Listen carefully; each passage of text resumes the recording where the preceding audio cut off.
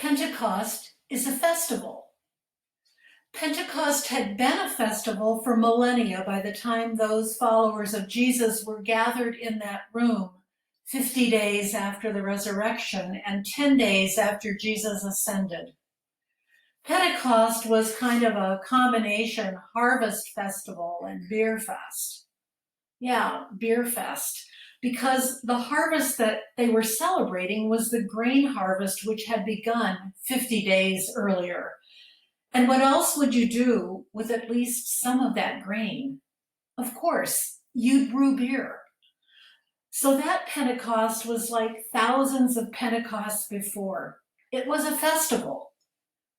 Think of Pentecost like the original Oktoberfest plus the Chicago Mercantile Exchange, and you'll have some idea of what was going on in Jerusalem while those 120 followers of Jesus were all together in one place. As the writer of the book of Acts tells us, on that day, Jerusalem, which was always the center of life for the Jewish people, was filled with locals, but also with people from every nation under heaven. That may be a little bit of an exaggeration, but not much. Have you been to the Oktoberfest in Munich? Or have you been to the Chicago Mercantile Exchange? I've been to both, and I'll tell you, people really are there from all over the world. So it's not a stretch to think about Jerusalem like that on Pentecost. Given the circumstances, is it any wonder that the crowd suspected that the followers of Jesus were filled with new wine, or maybe even some beer, even at the early hour of 9 in the morning, even at a time of day when faithful Jews were not permitted to indulge?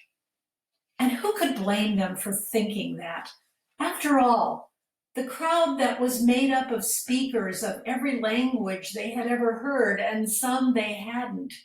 And now they realized that each person in the crowd understood what these uneducated, backwater Judeans were saying to them in their own language. Who wouldn't be bewildered, amazed, and astonished? And that's where things got really interesting. Not just for the disciples who had been waiting for something to happen, but for that crowd in Jerusalem too. The people in the crowd may have come to Jerusalem for the opportunity to do a little business and relax after the work of the harvest. And the disciples were there because Jesus had told them to wait there, to wait for the power of the Holy Spirit. But what happened took them all by surprise. The disciples began to speak in other languages.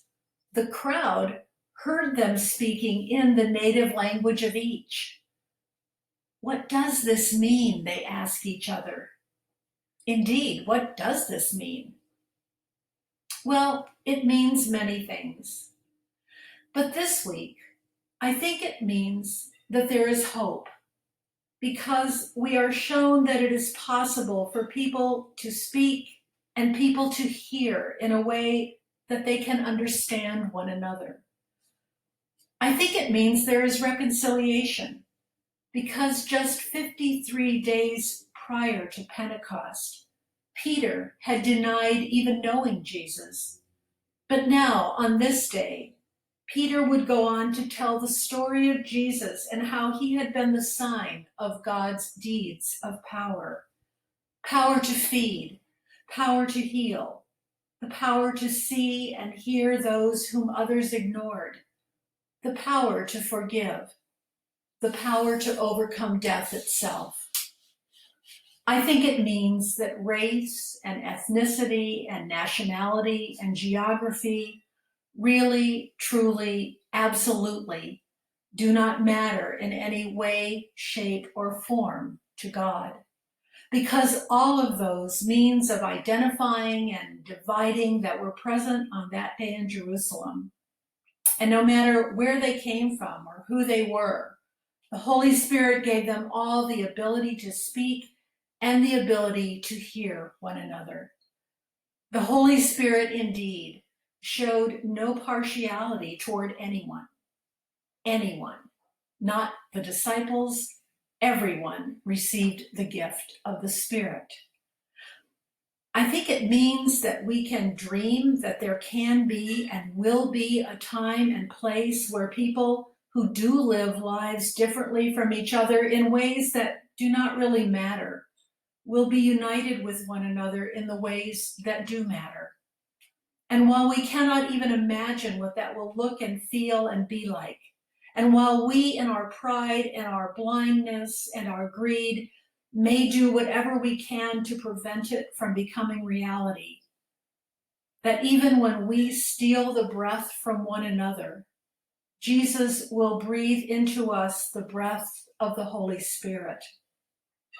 And so, despite the violence and death and the destruction that takes place in some streets, the gift of the Holy Spirit that made itself known in the streets of Jerusalem on that Pentecost still beckons us to dream that the great and glorious day of the Lord will come to every street and path and highway and trail in God's creation. We dare to dream that the God who does deeds of power will do this too. Did those disciples of Jesus know that the power that they were promised would be the power of their words, of language? Did those first followers of Jesus have any clue that the first place the Holy Spirit would lead them would be to the streets and not to the temple or the synagogues where you'd expect preaching and teaching about God to take place? It doesn't seem so.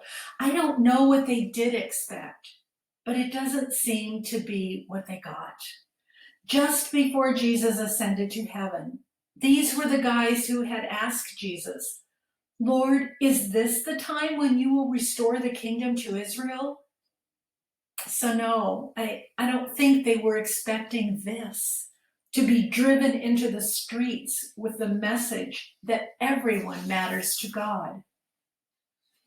Pentecost has always been a festival, but when the Holy Spirit showed up, Pentecost became a party, and everyone is invited.